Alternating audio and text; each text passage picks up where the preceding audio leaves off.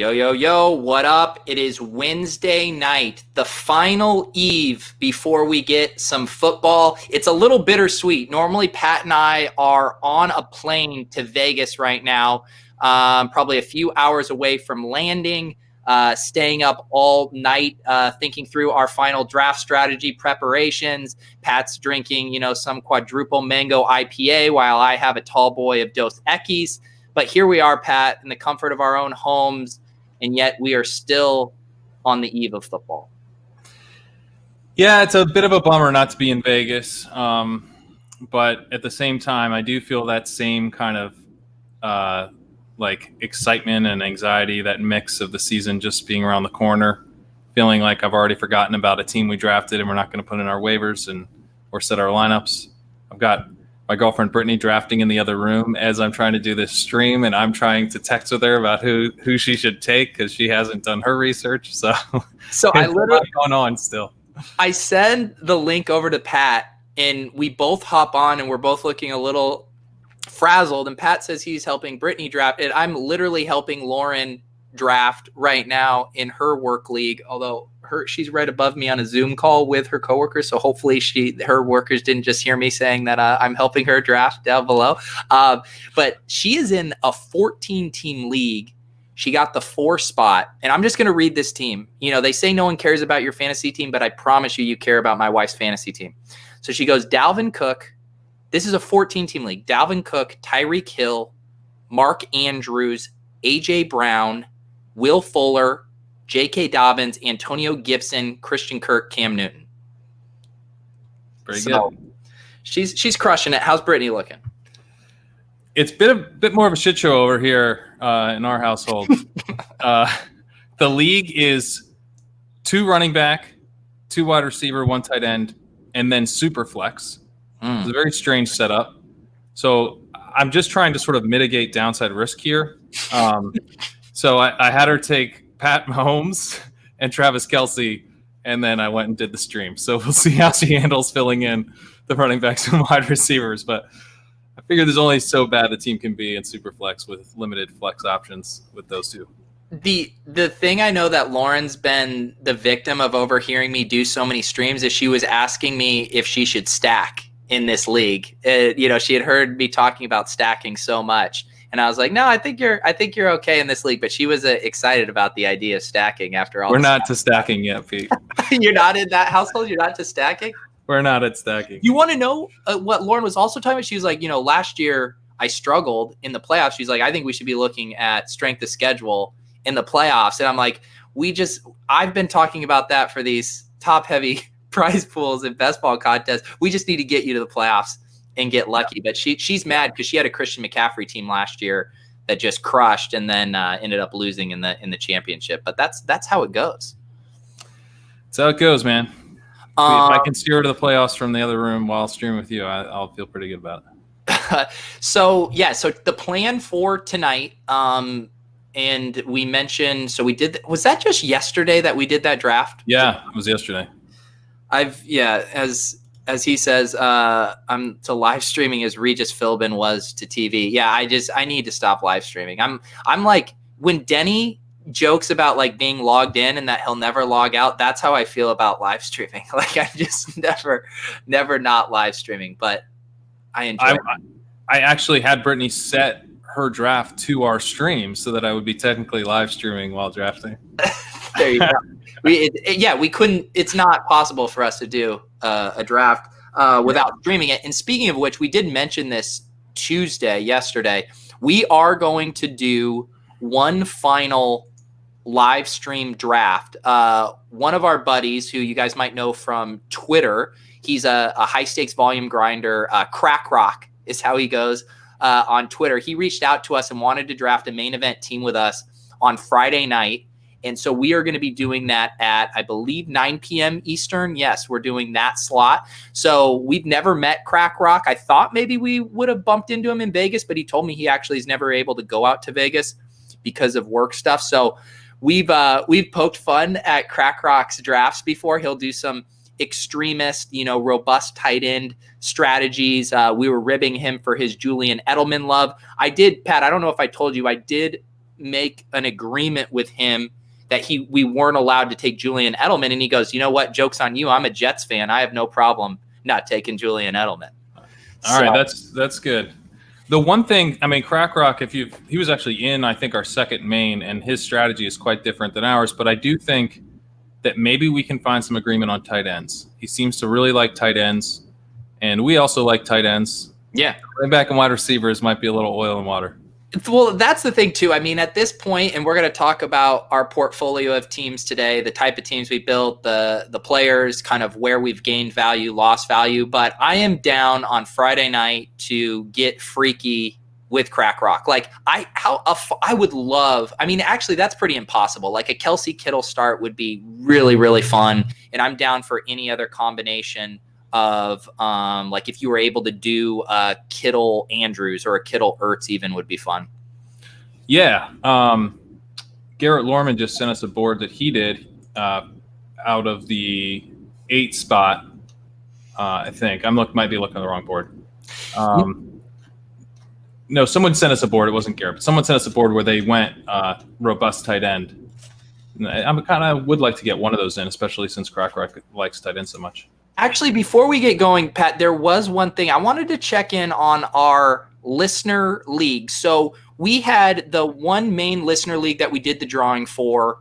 We drafted that, the 28-round KFFC best ball. But then there was enough interest to get a couple other divisions going. And our buddy Michael, FF Sphinx on Twitter, helped us organize these on Fantrax. We ended up doing 2 14-team leagues or 15-team leagues, Pete and Pat division. And I had a little dispatch to check in on our draft, which actually wrapped up today, but I didn't know if you had any developments from yours that you would like to update the community on. We're getting through ours. We're almost done. I did time out and take Ronald Jones in my draft here, but nothing too crazy. Yeah, so I'm going to share my screen here. I do want to show, so, I mean, this was one of the deepest drafts I've ever done. I literally took Gio Bernard in here. I took Justin Herbert as my third QB. This team was just, or this draft was just absolutely brutal. So this is, I know there's no waiver wire here, Pat, but I did want you to see someone that, I don't know how it happened, but they did go undrafted in our division. I thought you had drafted Ronald Jones. No, I didn't. Yeah, so I don't know how it happened. It was crazy. But I hate you, man. So who did you pay? How did you get your Twitter thread on board with this? I didn't pay anyone. It was some would say there was maybe bid equity to something like this, but I just think everyone kind of made really good picks and just let the board fall how it did. Oh my God! All right, I'm declaring war. I think the winner of our league we've got to have some kind of stakes between our leagues now. Now that you've declared war by letting Rojo go undrafted. And let's see here. Actually, Lauren is literally banging the door because I'm not helping her on her draft right now. Now we've talked about going to Vegas, and we talked about helping my girlfriend, your wife, on their fantasy drafts. So, do you remember that? Last year, on the way to Vegas, we were helping them from the airplane. Yes. Wait, they always seem to draft on the. They always draft when we're in the air or on a live stream. So last year. I think it was even worse because I was helping her from the JetBlue Wi-Fi. Yeah, that was the thing. And then this year I was like, oh, I'll be able to help you. And then I'm like, no, all I do is live stream all the time, so I won't be able to help you. And she was sending me the G chats, but I was too busy doing my Rojo bit here. And then she's like stomping on the floor to get my attention. Don't worry, she got Chase Edmonds and Tony Pollard. We're fine. We are fine. Pat, did you also notice I did have to scoop a little bit of value in this draft and drafted Leonard Fournette there? Oh my God, dude! And you tweeted out that you had timed out and drafted Rojo. So that was just a lie, as you were no another pick. No, Pat, that was true. That was from an underdog draft. That tweet was from an underdog draft. Oh, I assumed it was from this draft for some reason. Yeah. So I do need to update how the sausage got made on this one. So our group really quickly decided that this would be a really funny bit. Yeah, Eric Blair, though, was dying inside. He considers himself the second most Rojo truther behind you, and not anymore, Eric. He hated this bit, and we bullied. He wanted to. He was actually protesting OTC not drafting, and I was berating him. I was like, Eric, we need to finish this goddamn draft, make a pick. And he was crying inside, not being able to pick Rojo, but he did it. He did it for us. Okay, you did send me yours. Let me pull up your draft here. Did you guys have any good bits going in here? Oh, I'm not allowed to see it. You can share your screen with me if you want, or you could just let us know all the funny bits you guys did in your draft. We didn't do any funny bits, and I would argue neither did you. No, this is also the best part is I was like berating Eric because I was so mad he was sitting on the clock, and we were like, what's going on in the other league? And Michael said a screenshot. It was just everyone saying nice pick to each other. And so we started calling your draft the nice pick draft. That is how it would play out. So there you guys go. Thank you again to everyone who rated and reviewed and entered the Listener League contest. That was a lot of fun to draft with you guys. And as people were hinting at earlier, I saw this up here. We will rise like a phoenix with our Listener Leagues, whether it is, we'll probably do like two versions of it, a Vegas one and a Kentucky one, get some meetups going. I'm sure we could even organize some live ship chasing drafts with our friends at the KFFSC and FFPC. Like there's lots we can do. I'm already getting very excited just thinking about it. Yeah, me too, man. It's going to be, I mean, we obviously miss not being out there right now, but I think next year having missed the year and then getting to go back is going to make it even sweeter. It really is, because we were kind of getting spoiled, taking it for granted, going every year, starting off the football season like that. It is truly weird because the routine, right, is you draft your teams and then we always wake and we're like, oh crap, there's DFS to be played. Oh, there's sports bets we want to make. And we're like frantically, scrambling to just get set up to watch week 1 football. So this year it'll be a little nice to kind of ease into the Sunday slate. Yeah, that's not how I feel. We've got a draft on Friday. I think we'll probably end up doing a draft Saturday to TBD. Yeah. All right. Let's transition here. What do we have any waiver wire things we need to get in here in the next 20 minutes? Yeah, we might want to just review the main event because we haven't yet. Those waivers didn't run on Friday. Oh, you're right. You're right. Guys. Yeah. Yeah. There is a lot going on right now. Let's see here. So that was what threw me last Friday. So we did the football guys one. This is the FFPC main event. Let me pull up this spreadsheet here. So obviously with our main event teams, we still have the Darrell Williams is available in our first draft. We were talking about this with Sean. It's crazy that, Benny Snell went undrafted and now he's a guy starting to scream up draft boards. What are you thinking for the Darrell Williams pickup? Well, I have bids in there if you want to take a look. Okay. Because the Darrell Williams was interesting. I think, we tried to put in bids in our football guys to get him at like 250. Went a little bit more in that like 350 range. So I think we have to decide if we're I think we should try to probably get him, but maybe not break the bank is how I'm leaning. I don't want to spend that like 400, 450 that you would need to lock him up. Yeah. And in our, depth here at running back is pretty good with Zack Moss, with Boston Scott. I'm even just by the day, I get more and more excited about Darrington Evans and McKinnon as well. So I don't feel like this is an empty the clip type situation. To me, it's more like a price enforced thing. And I like the bid you have in right now. Talk a little bit about how you're thinking about Bryce Love versus Benny Snell, because I think that's actually kind of interesting. Yeah. Those two, they're a little bit of different plays. I mean, Snell, the thing that's interesting about Snell is that while he looks like he's going to be a backup, like a pretty clear backup, he was involved more as a pass catcher in camp. And I think that he could kind of operate not just as a 2-down guy if he were to take over, with the Connor injury. So he has, I think, really strong contingent value, but Love would be my preference because it's that ambiguous backfield factor where we think Gibson's probably going to lead this backfield, but he's a rookie. He's not, wasn't really even a running back in college. So if Love's, and we have no idea how healthy Love is, if Love ends up, being what he was before he got injured in college, he could be an absolute smash. Yeah, no, I agree. Because Benny Snell is a truly contingent player. He's not going to have standalone value without a James Conner injury. Whereas, Bryce Love's only, speed bump right now, and I say speed bump, not roadblock to fantasy relevance, is Peyton Barber. So to me, that's a pretty exciting position to be in. And I know we're all collectively as a community very excited about Antonio Gibson, but I think he's like damn near priced at, I don't want to say stealing, but pretty close to it right now. I think Bryce Love has the chance to really outperform his ADP of anyone in this backfield. Yeah, I guess it depends on where you're looking, because on these DK drafts, I had him fall, I think, to the 12th round. The 12th round? Yeah. These are out of control. It was crazy.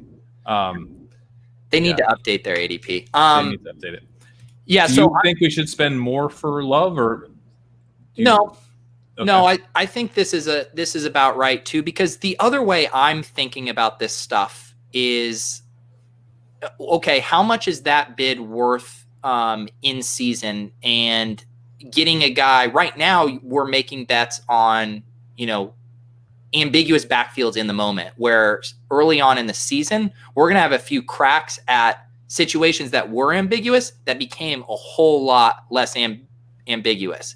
And so I think that money in the clip is worth something there, to where it's not necessarily, some people would look at these running backs and be like, oh man, that's a position of need. Whereas me with my 0 RB goggles, I look at this running back core and I'm like, no, this is in great shape. This is right where we want to be. So those bids feel right to me. They feel like price enforcement bids where I won't feel sick to my stomach if we spend that money and get them.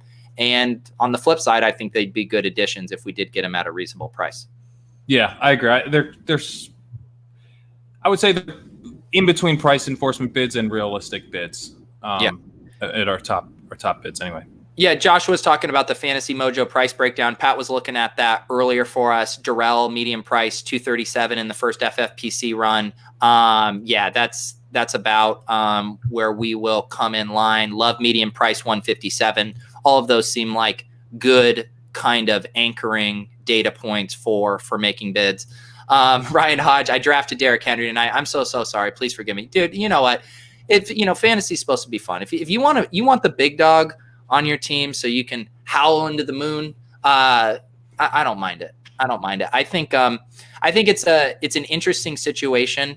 I think them not bringing any other running backs in behind Henry and Darrynton Evans, I think it's equally exciting for both of them. I think it's very good for Derrick Henry, and I think it's even better for Darrynton Evans that both of those guys could still exceed expectations in that backfield if they're able to run a lot. Let's see. Yeah, I'm coming around a little bit on Henry. I like the idea of taking Derrick Henry and then just taking a bunch of wide receivers and really confusing your league who thought you were a high T drafter. Yeah. That's the thing. It is curious when you're a 0 RB drafter and yet there are running backs on your team. It's very curious. Let's see here. My wife is saying, do I need another tight end? Well, Lauren, we already got you Mark Andrews. The mentor is available and Rager's available. I think I'm going to point her in direction. If I say the mentor to my wife, what are the odds she knows what I mean? Let's try it. It's honestly a problem. She knows. And Jalen Rager. All right, she's typing. No, Ian Thomas is not the mentor. Brittany timed out and took Raheem Mostert, so you're doing better than that. Oh my goodness. Who is the big target tonight? We are doing our main event waivers. Luckily, Pat already placed these for us, so we're just kind of double checking here today. Officially, I seeded any leagues that Pat and I have some equity stake in together, whether co-managed or quad managed. I have relinquished all of my rights, so Pat has access to every team that we have a vested interest in. So that's why when I do 9 straight hours of live streaming, I can make sure Pat's getting our bids in for us. Listen, man, you're acting like somehow you're getting screwed here, but what happens is that Pete has to be the co-manager so that he has his finger on the button and we can't take Rojo. And then he sends it over to me in my account afterwards so that I can have to make final say on waivers and do the grind. So I get what you're doing. I like that somehow you're falling on your sword. You know what? It's good. Oh my! If one of Brittany or Lauren drafts Laviska Shenault, do we roll the hype video? Yes, I'll let you know. I'll tell her. You know what? I might tell her to take him right now. Once you auto draft Mostert, I mean, you're like 1 round away from taking Laviska, anyways. Yeah, it's true. Let's see here. Yeah, let's talk about this one from 2-4 offsuit. Love the T-Rex, Avi.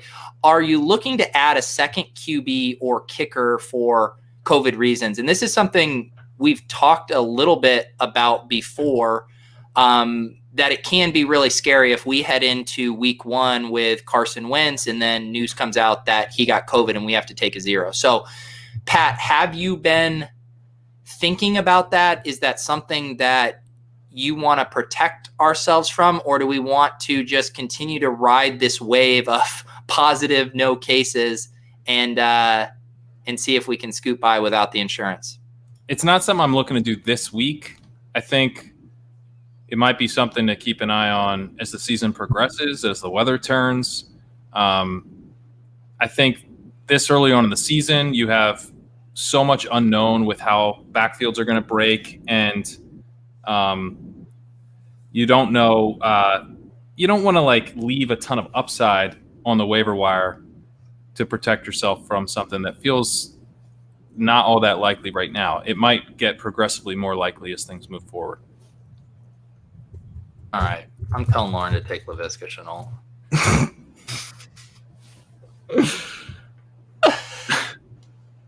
Okay, she's asking me the mentor or Laviska Shenault. I mean, this is where we're at. Yeah, Laviska for the hype reel. All right. Laviska. I can't explain to her the whole reason. She doesn't get the bid equity on the mentor, so I think we just got to go Laviska. She knows I have a signed helmet. That should remember helmet. Look at how's Brittany doing? Brittany's not doing well. Oh, I think she's drafted Matt Ryan. Somehow she passed on Kyler Murray and Dak Prescott in Superflex because she wasn't sure which one to take, and then ended up with Raheem Mostert. How bad can it get? Oh, dude. Even she knows to troll me. She sent me a picture of the available running backs and then said, Leonard Fournette, Jake. Wow. We were getting trolled by everybody. Everyone knows. Everyone knows. Okay, so we do have 8 more minutes. Let's check in on the second main event team here, Pat, and see if there's anything. There was less interesting players on this team for pickups: Zigbo, Garoppolo, Bridgewater, Cousins, Tyrod. The interesting, and we were talking about this with Sean.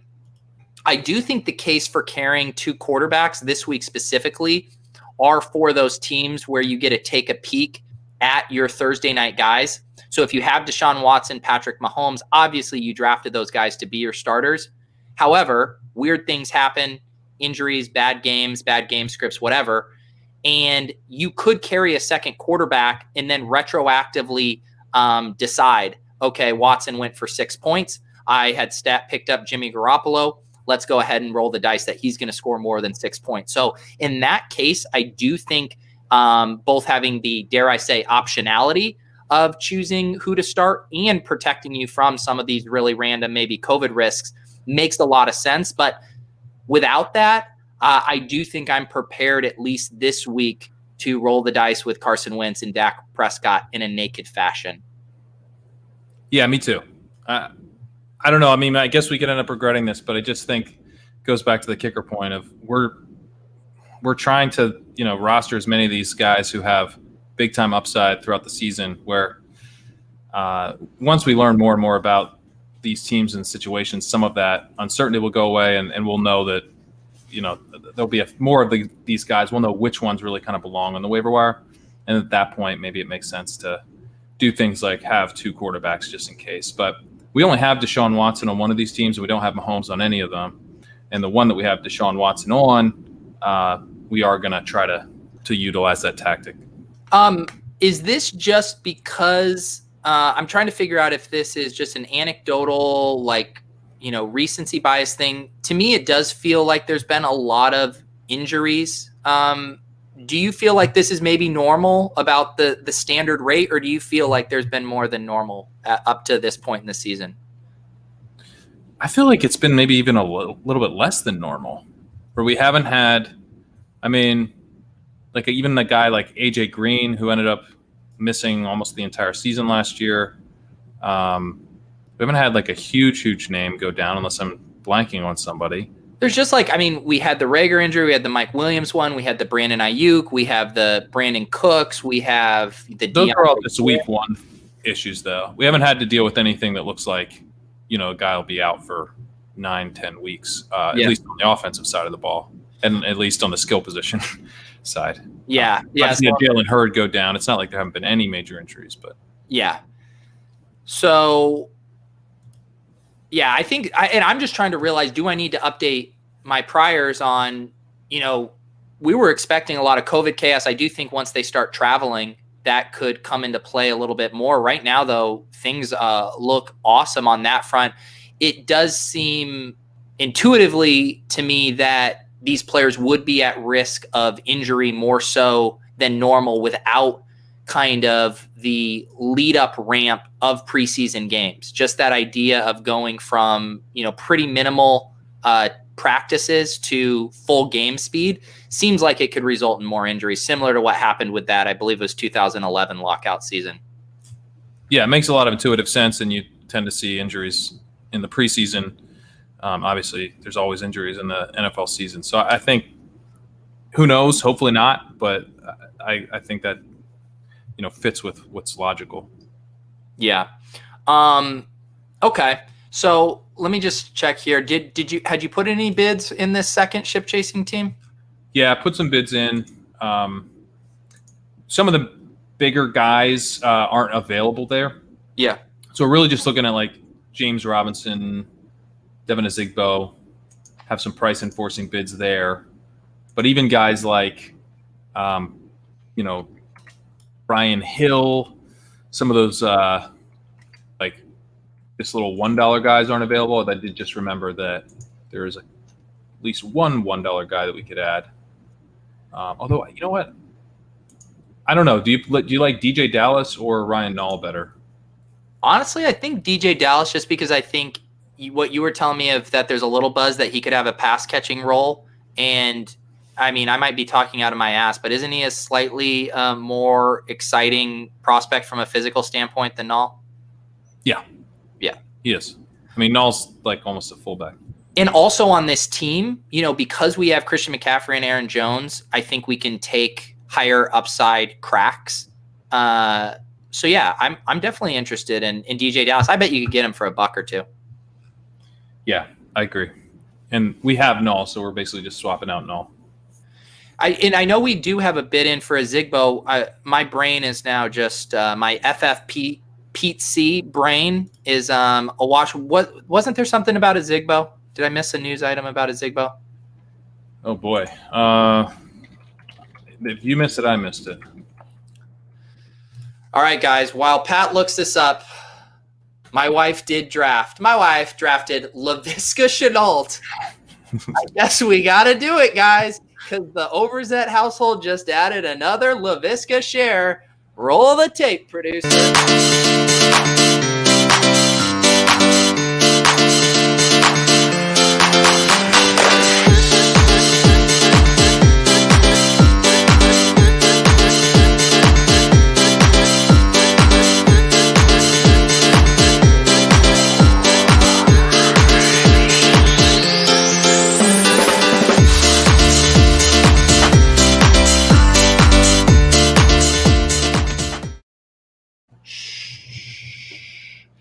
a question for you, Pat. We've played the Laviska hype reel when we draft him. What is the threshold after a week of games? Oh, yeah. What line of production do we need from Laviska to be able to roll the hype reel? All I need one carry for 1 yard and 1 touchdown, and I'm rolling that. Okay. All right. I'm glad you qualified the touchdown part. I was just like, if it's just 1 carry for 1 yard, I don't know if I'm going to muster the hype for that. I know. Okay. Let's see here. No, she wants to draft Aaron Rodgers. She wants to back up Cam Newton. Come on. The mentor's still available. Yes. Take the mentor. You're going to get so mad at me not saying who the mentor is, but just saying. Just yelling for her to take the mentor. Okay, so a nickname that's not even listed on the internet. There are a few things now. The chat has jogged my memory. Azigbo was a DNP today, and they signed the captain, Dare Ngumbawale. So there is. If Dare's there, he's screwed. Okay. I'm just kidding. You had me. I was gonna buy it. I mean, I think the thing that's really exciting for Jacksonville when you bring in Dare is just that he can immediately become a locker room guy that you can promote to captain. And I think that's just a really stabilizing presence in the offense. Yeah. Is Brittany yelling at you? Brittany is yelling at me. I think you're going to have to ban.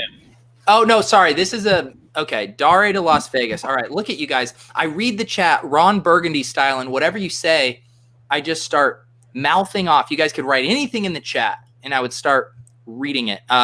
Brittany's yelling. I believe she probably just got sniped on Visca, and she's having a hard time. Let's see. Oh wow, actually, all right. She needs a kicker and a defense. Guys, give me a kicker and defense. Eric Blair, you're my kicker and defense guru. Who should I have Lauren take? I still don't know any kickers and defenses. I know teams. I don't know what defenses are good. Las Vegas, guys, come on. Now you said Dare to Jacksonville. That's what I thought it was. Okay. All right. All right. Eric Blair says defenses, New England, Buffalo, or Indiana. Kicker. Taken into mind, into account that we don't have to go as deep. I don't even know if we need to go to Blankenship level deepness, although Paulston has him pretty high, right? All right, Chiefs. She really wants the Chiefs. I think she just wants a little Thursday night sweat. She just wants to sweat her defense out tomorrow. All right, Dare is to the Jags, right? Because let's actually talk about. We drafted him yesterday with Sean and Colin, but Jalen Richard is very interesting to me now because all of those things that looked like roadblocks for him with, Lynn Bowden, with Theo Riddick coming over, and now they're really back to just what they were last year. And Jalen Richard, I'm calling it. Jalen Richard is the arbitrage Darrington Evans, who's the arbitrage Nyheim Hines, who's the arbitrage Tariq Cohen, who's the arbitrage Antonio Gibson. There you go. So you can fade Antonio Gibson and get Jalen Richard in the last round, and it's the exact same thing. I think that's what arbitrage means. That's right. What's going on with Brittany's draft? Got her set up.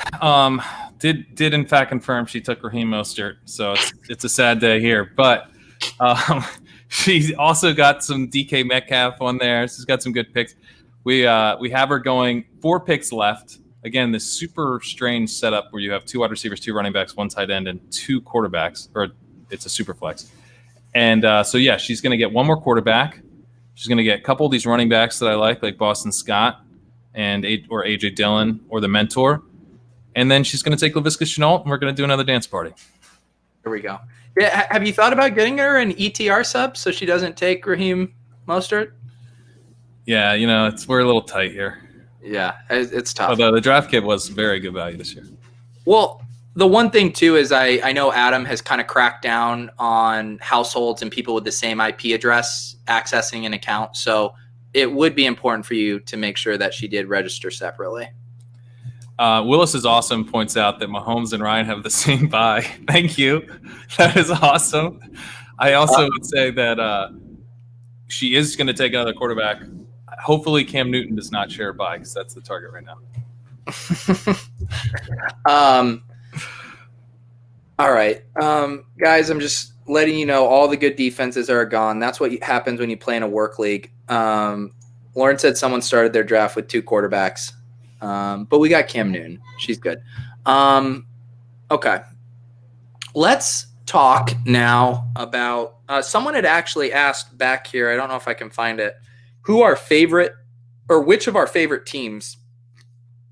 Sorry, I can't talk. Which team we drafted is our favorite? Pat, what do we have here? We have 2 main events. We have the quad with Hassan and Blair. We have ship taking with Davis. We have Robust OG with Sean and Ben, and we have playing the hits with Sean and Colum, and then we have our Kentucky draft. Lots to choose from here. Some similar builds, some slightly different constructions. Does any stand out for you? I'm really happy with the first main, just with going off of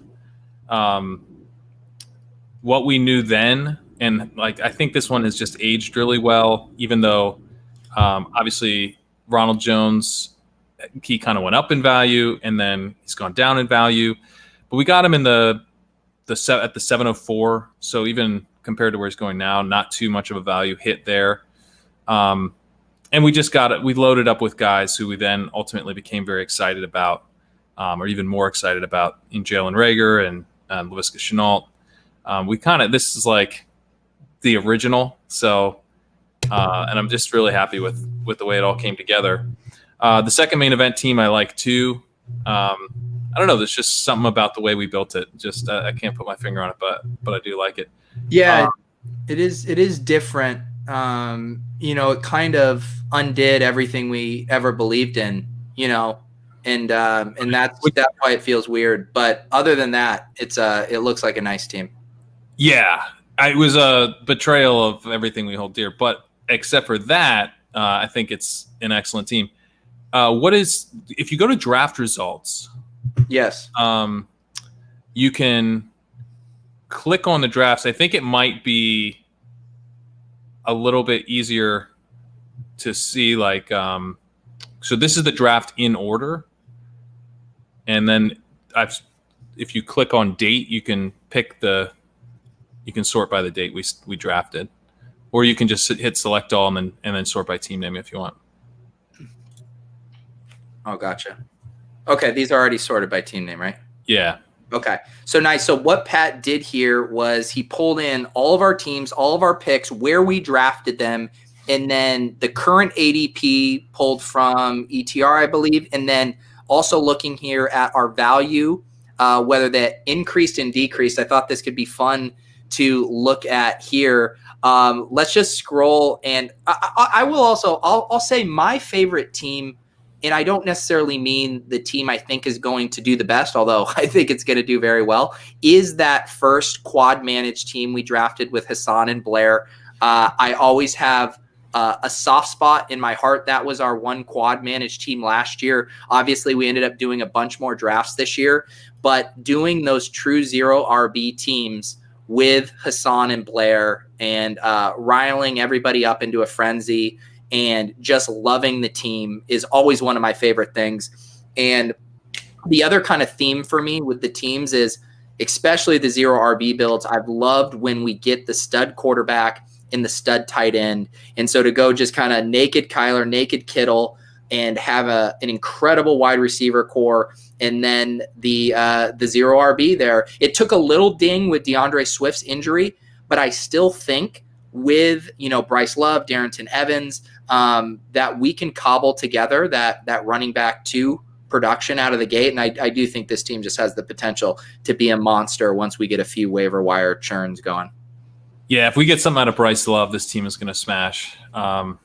I really like this team. If you go to Robust OG, that's the team we drafted with Ben Gretsch and Sean Siegel.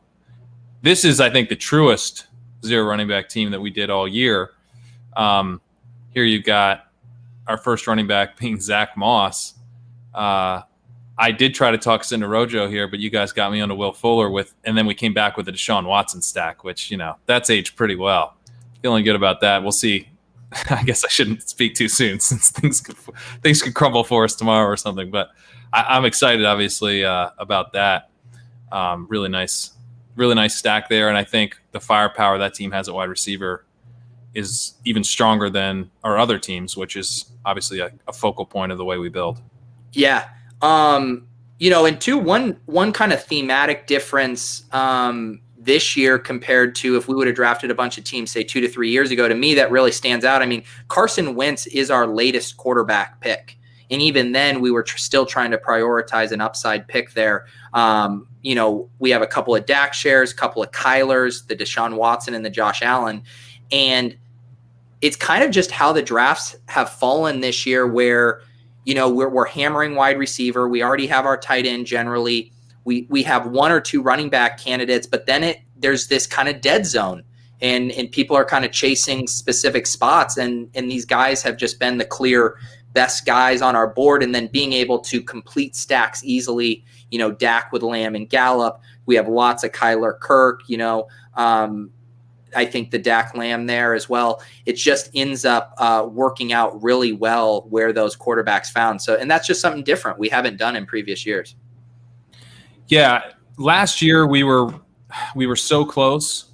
We were on Lamar earlier in the offseason, then both of us got really excited about Kyler Murray and the Cardinals passing attack, and we targeted Kyler over Lamar, but Lamar was going in that exact same range in FFPC, and you could have, Kyler actually had a nice rookie year. He paid off. It's just that there was a league winner going just a few picks later, and we missed him. But I don't see the same guys in those range. I think maybe if we're wrong and there is a guy in that range, it could be Daniel Jones. I think he has a lot of upside, and is someone that I do wish I had a little bit more of exposure to. But what we're looking for, especially with these zero running back builds, like the true zero running back builds, like we did with Sean and Ben, and like we did with Blair and Hassan, is that it does make it harder when you punt quarterback as well, or you don't even have the ability to just be beating people at quarterback, because in the early season, you're probably going to be losing out at running back, especially at running back 2. And so to seed another position in a format like the FFPC, which does have, usually one less starting lineup spot than a lot of other high stakes formats, that can really put you behind the 8 ball. It's not impossible to overcome, but it's just something that we tweaked this year with our process. Yeah, let's. Cody asked this question. Not worried about carrying just one tight end. So it's interesting you say that, because conceptually, I'm not worried about it. Obviously, if something happens to the solo tight end, you're in trouble. That was a premium draft pick, and you're having to scramble. One thing Pat and I have learned over the years with the FFPC main event is it is possible to stream tight ends in this contest. The running backs are very picked over, but quarterbacks and tight ends are really the positions you can cobble together production. That said, when you do mention it, Cody, as it pertains to George Kittle specifically, I haven't been reading past the lead on athletic reports of late, but I know he still has been dealing with some hamstring soreness. So I guess in George Kittle's specific case, I do have just a teeny bit of concern. Where are you at with that, Pat? Well, we didn't consider it before our waiver bid process, so I would say that I'm very confident that George Kittle is fine. It is something we probably should have, for that specific case, we should have backed up Kittle probably. But, that's one we co-manage, and no emails from Hassan or Blair. So I don't know. Maybe they're feeling confident too. Yeah. Couple things here. I want to check in on the chat. I don't I do. Sorry. I just want to derail us real quick here. Yeah. Because Brittany just drafted Laviska Shenault. Hell yeah, Brittany. You've earned this.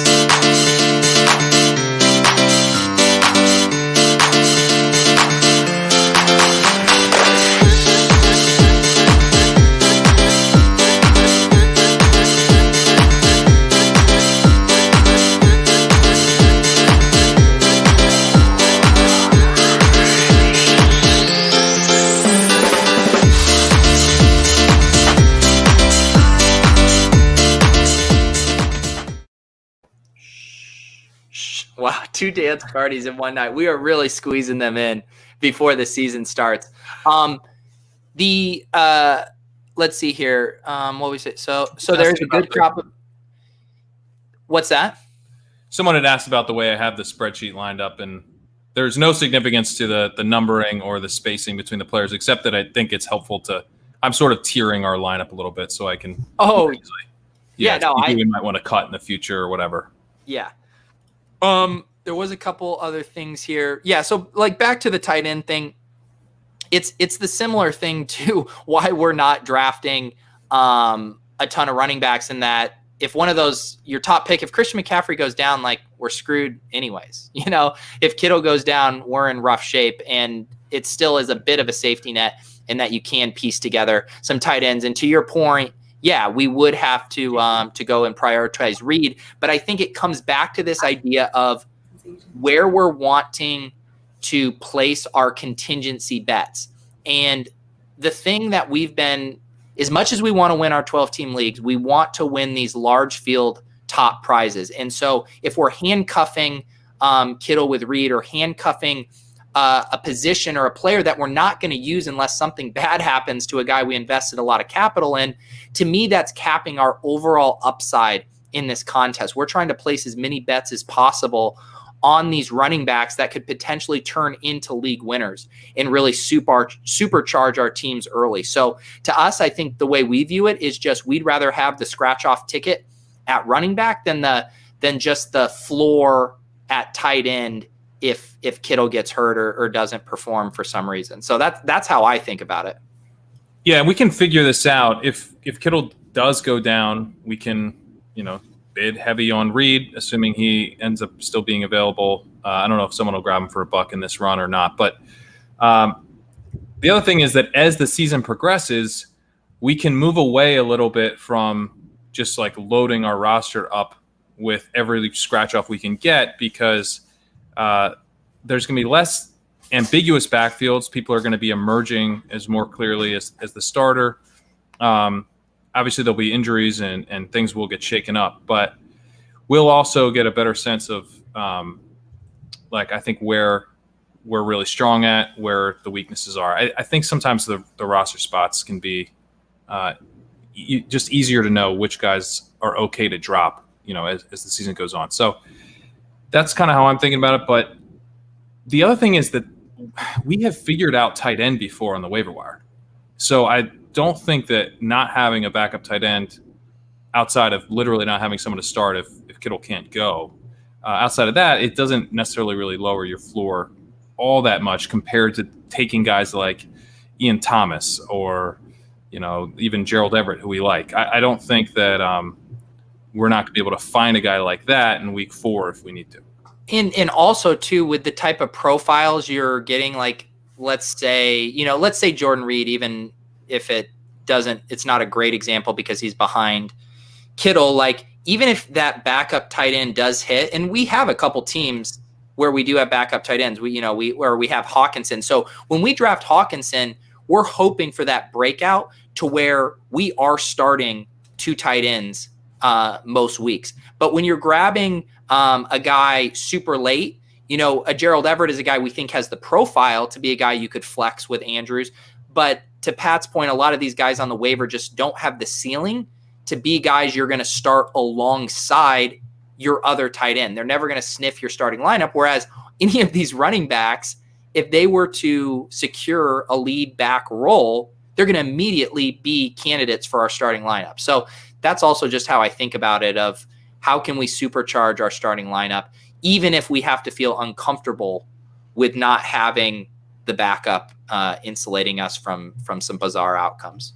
Yeah, and I think it also goes to the way that we have built these teams. So you're already on Main Event 2.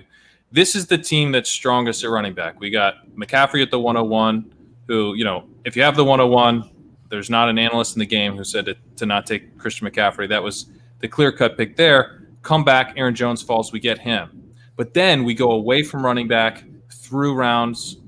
When did we take Boston Scott? Must have been like round 10 or something. Let's pull it up here. Yeah, so we skip out on all of those middle rounds, set up ourselves with a beautiful double stack with Dak, get the Gallup Lamb stack, which is just real nice. We have Rager in that draft. So where do we take Boston Scott? The 10th round. So we get we have all of those, basically all of the rest of the high leverage rounds, all the single digit rounds except 1 and 2, we spent outside of running back. Well, that means that we're basically pretty weak at running back still, even though we spent our first 2 picks there. So even in a team like that, we still need to have a lot of running backs that we can add to our team late and mine and try to find a running back gem throughout the course of the season, because there's nothing safe about Christian McCaffrey and Aaron Jones. They have ceilings that make them worth those picks there, but they're running backs. They can get dinged up. They can miss weeks. So we can't just assume we're good to go at that position just because we have those guys at the top. Let's start looking at some of these price points where we got these guys. Breakout Rage asked, what's the lowest you got Viska? Pat, as the man behind this Google sheet, guide me through the best way to sort for stuff like that. Go to last name. Yep. And then clear. Hit clear there. No. Hit select all. Here we go. Delete that. Hit clear. Yeah. Then type Shenault in. There you go. Here we go. All right. So what this tells me is that we have very aggressively been drafting Shenault. Although, to your point, Pat, I actually mentioned this earlier, and we have seen gains on him. It's just we were aggressively drafting him at the time. Yeah, exactly. We were reaching when we took him ship chasing. So these are sorted by date. So in the ship chasing draft, we took him just ahead of where his ADP is now. At the time, it was a pretty big reach. I think maybe by 3 rounds.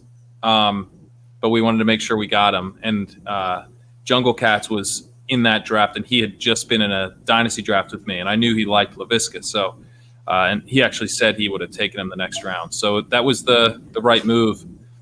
And then, yeah, his ADP has we just kept taking him a couple rounds ahead of ADP this whole summer. So yeah, that's how you load up. I think we have 100% exposure to him, right? 1, yeah, 2, yeah. I think maybe we don't have him in KFFC. Yeah, we have 100% FFPC exposure to Laviska. There we go. Let's see here. Let me see. Can we search? Let's clear and search by value increase here. Now what did I do? I need to select all. We'll get them all in here, and then I can sort what?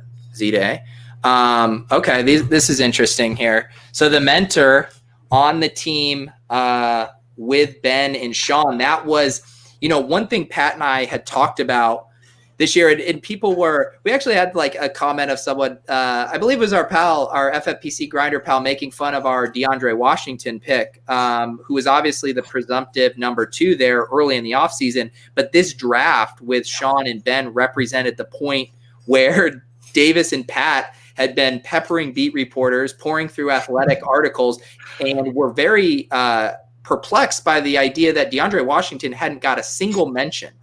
And I was a little bit like, don't worry about it. It's still early. But this had stuck in the back of our heads. And so we doubled up in that draft and took Darrell Williams. And to me, this is a good example of adjusting. And I was the one most guilty of it. I wanted to hold on to DeAndre Washington. I was just like, no, it's too early. We can't overreact. But doubling up here and then signaled this shift to our other drafts where we then pivoted to Darrell Williams as the play, and that's why you now see the huge value increase. But I like that, how we ended up playing that, and that draft kind of representing that turning point. Yeah, because in our KFFSC draft, we took DeAndre Washington in the 12th, and so we were invested in him. And at the time, we were just like, we're not sure how this is going to play out, but it seems like he should be the play. So let's be a little bit aggressive in a range where a lot of our other targets were gone. But we didn't stick to that. So I am happy that we made the transition. We were taking DeAndre Washington, then we started taking DeAndre Washington and Darrell Williams, which is also a strategy, by the way, that Evan Silva was using. He was just like, I want the RB2 on the Chiefs. They're all super cheap. I'm going to get them all. So I know in one draft he took both those guys and Darwin Thompson, And now it's very clear which one to own. He gets to drop DeAndre Washington and pick up someone else. He has an easy cut. So I think that worked out really well for us here with Robusto G. And then later we started just skipping DeAndre Washington because it started to look more and more like he wasn't going to be the guy. And he was the most expensive one. So he was the easiest one to skip. Yeah. No, I do agree. I would say the common names up here would be Zack Moss and Benny Snell, two guys we have drafted a lot and who have seen games. I will miss on a lot, and I have missed on a lot. I just mentioned my DeAndre Washington whiff, but I was very confident that Zack Moss's ADP was just continuing to tick up here, and now we have him at, let's see here, 78.6. And in our very first draft, where we got him, let's see, where was the first? 101 and 109 there with the Robusto G. So the Zack Moss, a guy who's going to open up the season as our running back 2 on a lot of teams. I feel really good about getting out ahead of that one, and I think he's going to be a guy that's going to have good standalone value and some massive upside for us. Yeah, you nailed that, dude. You were saying he was going to increase by a couple rounds back in July, and he certainly has. Adam Levitan was talking about, how it's kind of crazy. He's going basically almost like just a round after Singletary right now. And I really like Moss, and I'm happy we were able to get him before the price really spiked.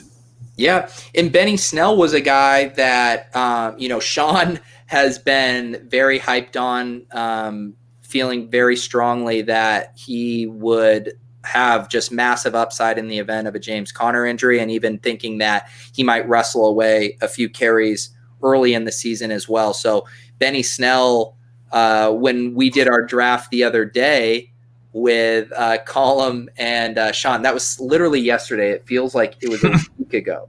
I got the episode out today. So you got the episode today. Yeah. I seriously feel like it was a month ago. Benny Snell, there was another RotoViz subscriber in that draft who I want to say took Benny Snell in the 13th or 14th round. Yeah, very. So, that's the thing about some of these things. If you end up in a draft with someone that has the exact same target list as you, it's not as fun when you're just like, all right, we'll go Darrington Evans here, and then we'll grab Benny Snell, and then we'll grab Bryce Love. And so luckily we weren't on the exact same trajectory as him in our draft, but he's another guy I love having on the back end of our rosters. Me too, and I'm a little bit bummed that we kind of chickened out a little bit or got, we talked about how we didn't want to handcuff George Kittle. Well, we did handcuff a tight end earlier in our first main event. We handcuffed Mark Andrews because of the diabetes concern and the concern that maybe he would opt out of the entire season. We went ahead and took Nick Boyle with our last pick in that draft. And the guy we would have taken instead was Benny Snell. And I don't know if we'll end up getting Benny Snell now, unless waivers have run and we can see if we got him. But yeah, he's someone that we left on waivers just to protect ourselves from that massive downside risk. I don't necessarily regret that because that was something. It wasn't an injury that we were protecting ourselves against. It was like a legitimate concern that he might decide not to play this season. So Josh wants to see it. He wants to see our Ronald Jones shares relative to ADP, our chasing OT draft. That's our most recent one. Got him at pick 100. Our other drafts all in the 65 to 77 range. Obviously taken like a 1 round hit there, 1.5, 2 round hit. All things considered, it could have been a lot worse to have Leonard Fournette come in and only lose a round and a half and 2 rounds of value. I'm going to chalk that up as a victory. Yeah, I'm fine with it. We never chased him up into the 5th. The only time, like on Underdog, I was chasing him up into the 5th a little bit, partly because I wasn't getting him. So I started taking him in the late 5th there. But in terms of this exposure, we got him at good prices. I mean, I guess the 605, people would probably argue that was expensive if they weren't in on him. But we're never really paying that big time premium for Ronald Jones. And, getting him at 705 to start the to start the season off. Like, I don't know. I bet he goes at 705 in one of these drafts to close the drafting season. Maybe there's a Rojo stand out there who will take him that high. I don't know. But yeah, nothing too egregious, even though didn't quite work out with the depth chart so far. Yeah, how about the Fournette shares? We don't have any of these to show, but those would have taken a hit as well. Let's see here. Oh, thoughts on Lynn Bowden's upside? I'm getting excited for his role. I mean, pretty interesting. I did the show with Laird the other day, and we were talking about him, and what they told them is that they view him as a wide receiver. He wasn't even listed on the running back depth chart. It's Breida, Howard, Gaskin, and Laird, and then the fullback Chandler Cox. I love that I have an encyclopedic knowledge of the Dolphins depth chart. So yeah, I think Lynn Bowden and Malcolm Perry are two of their kind of versatile Swiss Army knife type players. And with Alan Hearns and Albert Wilson opted out, I think one of those guys has a chance to make a little noise. I know they also like Isaiah Ford a lot still, but to Kaiser Soze's point, it's definitely open there behind Devontae Parker and Preston Williams. I think there's room for one of these guys out of the slot to emerge, although that could also be Gesicki as well. But I think there's room here for Bowden or Perry to have a little juice. Yeah, I think that Bowden, to me now, is a dynasty guy with, he's not really – I mean, I don't know. Is he going to keep running back eligibility? If so, then he could be interesting. On FFPC. On FFPC, yeah. But yeah, someone said he was probably a drop, and I tend to agree. Yeah. As a dynasty guy, he's pretty interesting. He was a true junior, obviously a very versatile guy, really good with the ball in his hands. If he hadn't converted to quarterback, which happened because of multiple injuries to the quarterbacks on the team, they were desperate to have a quarterback. They converted this wide receiver who is a legit NFL prospect at wide receiver, and I think that probably hurt his draft stock. Goes to the Raiders, who think he's a running back. That obviously much less likely to happen had he been able to finish out the season at wide receiver, and he was having a really good season. He looks like, a borderline, I would say, wasn't like a great prospect, but he was a pretty darn good prospect at wide receiver. So I'm excited about what he can be long-term. And if he locks up the slot receiver role quickly, he could be interesting again at the end of the season. But I think for now, he's probably a drop. Yeah, I think he's a drop. He was kind of our last one in, first one out type guy. And, the camp reports were that he was having a really rough camp in Oakland, and now he goes, 4 days before the season starts to a new team, essentially changing positions from what he was doing in Raiders camp. So I think we're going to have to wait a little while on Lynn Bowden being relevant for fantasy. But I do think that day will come here. I did want to be a little masochistic and also search by the most or the largest decreases in value. Obviously, Deandre Washington jumps to the top. But the nice thing about looking at this is seeing some of this ADP has to be off, though, right? Because we just drafted Jalen Richard. Yeah, well, it's guys that that don't always get drafted. Oh, okay. So that's why it's weighing it down. Guys, yeah. So Boykin isn't always drafted, and Isabella's not always drafted. So I would say of these, the only ones that hurt, obviously the DeAndre Washington, those two hurt, but we even cover ourselves with the Darrell Williams in the one draft. The Rager injury hurt a little bit, and then we had the Brandon Ayuk as well. But for the most part, a lot of these picks are fairly late round picks. And to me, that's a spot where you can live with those huge hits. From a macro sense, and we were talking about this with injuries, as far as landmines, we don't have any of those Damian Williams from our first team where we just lost them. I mean, we've run pretty pure, all things considered. Yeah, we're running pure right now. I feel good. I mean, the landmine was Ronald Jones and Jalen Reagor a little bit. But those aren't even that big of landmines. I mean, Jones is completely healthy, reportedly looks good. So Yeah, I wouldn't call them landmines. They lost 2 rounds of value, but that's not my definition of a landmine. Is you draft Damian Williams and then the next day he opts out for the season. Or, we did have Arian Foster retire the first year we did the main. And so that could still happen. Maybe one of these guys retires after week 1. But, the latest on Jalen Reagor, I mean, today there's videos of Jalen Reagor looking really good in practice. People are kind of some of the beats are, I don't know if they're just kind of doing a bit or something, but they're acting like, he might play week 1. I don't think he'll play week 1. But it sounds like pretty good for week 2. So, I like the image of thinking about all the Eagles beat reporters like sitting around, a table filled with like club sandwiches and just being like, "What do you guys think of the bid equity of saying Jalen Reagor could be back week 1?" And it's like, yeah, decent amount of bid equity. Does this just show how much ship chasing has warped my mind? Just assuming that everyone's doing like half serious bits about their player. Okay. Speaking of this, and because we were talking about Lauren's draft, I was talking to her before the draft, and we were talking about like deep running backs, and she goes, "Should I take Laird?" Because she's in the full point PPR league, and I was like, "Does anyone in your league know Laird or like kind of familiar with that?" And she's like, "No." And I was like, okay, so I was like, it's probably not the greatest pick, and it doesn't sound like there's much bid equity either. And she goes, what? And I'm like, well, if you drafted him and people thought it was funny, like you have a little bid equity in that pick. And she's like, no, they won't know. And I'm like, all right, well, let's go on. So she did name her team as a pun off of Bryce Love with our last name, Bryce Loverzette. And so she did draft Bryce Love for the bid equity with the team name. So I think she still nailed it. Yeah. Brittany got J.K. Dobbins. She's a Ravens fan, so that was big.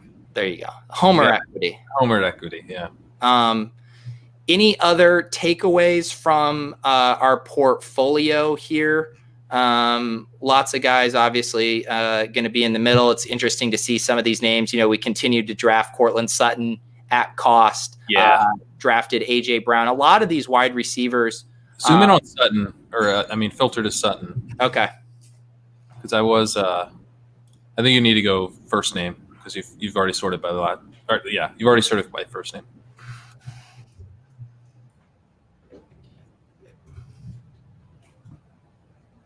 You've now deselected Cortland Sutton. Jesus. You gotta hit clear. Look at this. Cortland. I'm going to go to a Google Sheets class in the offseason. The feed's getting better as we go. Yeah. Yeah, so Cortland Sutton, look at these prices.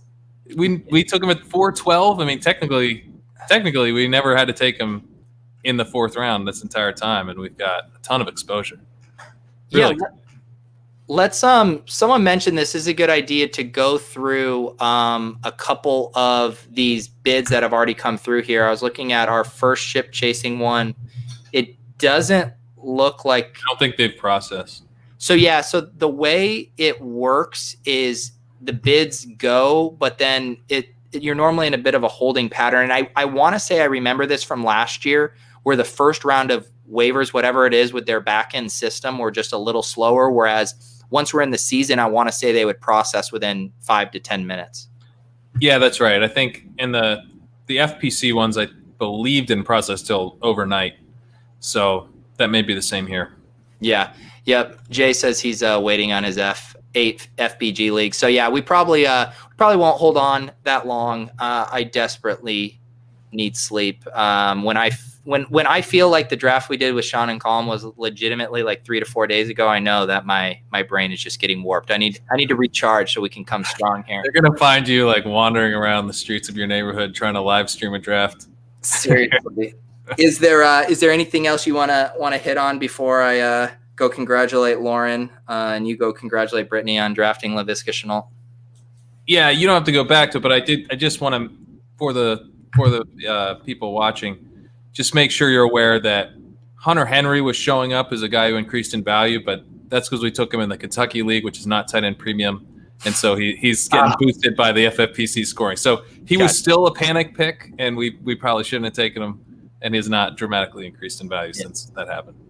All right. These guys have filled us in. They wait until the drafts are over for the night to process. So we will not be staying up to sweat those. If any of you guys happen to care, you can message us on Twitter, and we will let you know what happened here. What's the link for? I don't know. I don't know what you're talking about here. So Cody, I am not in Colorado. My parents did. I'm from Colorado. My parents got snow this morning in Colorado. My mom sent me a photo. They went from 90-degree heat to multiple inches of snow on the ground. Absolutely wild. Am I live streaming the sleep? There's a line that we all have, and I'm drawing it there. And I don't want everyone to know how many times I have to get up in the night to pee. So there's that. Yes, we need to make some other highlight reels. You know what, Pat, you had said I need to make a highlight reel from drafting season. I should put that together. Yeah, that'd be pretty great. I do want to say Brittany also got Young Ho Koo. So if you can find that GIF quickly, you can find that. I'm drawing the line. I'm not searching for Young Ho Koo gifts right now. All right, guys. This was super fun. Like I said, we will be back on Friday night at 9 p.m. Eastern for one final draft. Although, Pat, did you work it out? You and Davis might do a draft, right? Me and Davis might do a draft. That might happen Friday before the draft. Still trying to sort that out. And then we may do a draft Saturday. Is that right? Oh, yeah. I forgot about that. God damn it. Yes. Well, I'll explain that later. Pat and I got invited to do another draft that is like the decathlon of fantasy football, and we are going to talk about that on Saturday night. Sometime I will sleep. I will sleep one of these nights. At least I've chilled out with the drinking. As I say, I did have one beer tonight, but not our just getting blitzed and doing a draft regular MO here. I kind of look forward to the irony of you passing out during the first slate of football games. It's going to be true. And there's going to be like the most obvious late swap of the year. And I just sleep right through it. It's happening. It's definitely happening. It is seriously. Some people had been asking me, I am going to do the bankroll challenge again. So I'm going to do my schedule for that. Going to do a Friday build show and then a Monday review show. So I literally will never not be streaming. I will never not. But I love it. I just need sleep. All right, guys. This has been fun as always. Thank you, Ship Chasers. We will see you on Friday night.